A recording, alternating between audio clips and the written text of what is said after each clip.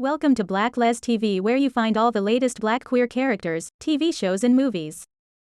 Black Les TV have good news to report. Superstar and Black cinema legend, Vanessa Estelle Williams, has confirmed her return to the L-word Generation Q. There's been a lot of rumors circulating in the past several weeks, so here is what we do know. It was confirmed that Vanessa would not be in Season 3, but her fanbase is much stronger than the network anticipated. Showtime immediately received negative backlash as the news broke about Vanessa's exit from the L-word Generation Q. Although she was in 6 episodes, her impact was felt by many in Bet and Pippa fandom. Pibette came to life. Vanessa Estelle Williams first appeared as Pippa Pascal in Season 2. Pippa is a brilliant artist. She became a superstar in the art world right out of college. However, her once soaring career came to an abrupt end when she publicly exposed the racism of the art elite and was subsequently blacklisted.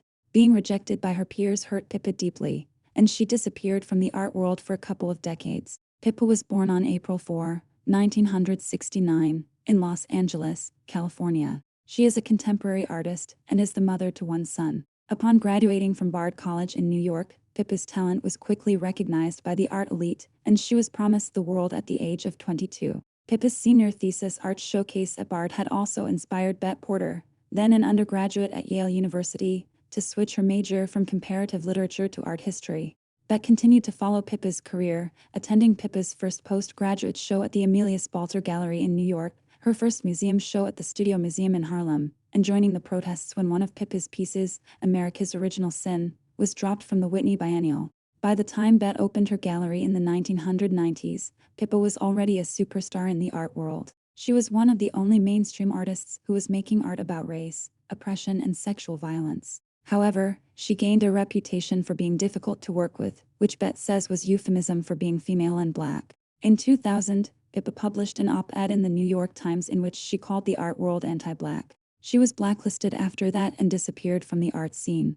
Back then, Pippa's sense of self was tied to her work, and being rejected by the art world hurt her deeply, making her very wary about ever returning. She retreated to her secluded art studio in the mountain ranges of Topanga, California, and went on to become an art teacher. Pippa continues to create art, but because she does not want to be found, she only showcases her new work anonymously in obscure galleries. In Generation Q Season 2, Bette Porter comes across a deeply moving art installation by an anonymous artist. She deduces that it is Pippa's work and tracks the artist down to her secluded studio in the mountains. Bette admits to being a longtime fan of Pippa and tries to convince Pippa to return to the art world by signing with her. Pippa refuses initially due to her distrust of Bette, who manages the artist roster for the racist art dealer Isaac Zakarian. Pippa is eventually won over when Bette secures an exhibition for her work at the California Arts Center, and the two begin a professional and romantic relationship.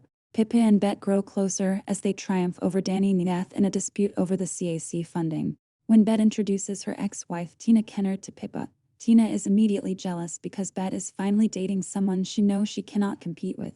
The Pibette fanbase is a lot stronger than most anticipated, and they were not going to let Showtime and Marja Lewis-Ryan drop the character as if she never existed. So, tell me what you guys think about Vanessa Estelle Williams returning for Season 3. Do you think Bette will eventually end up with Pippa? Leave your comment below and don't forget to subscribe to my channel.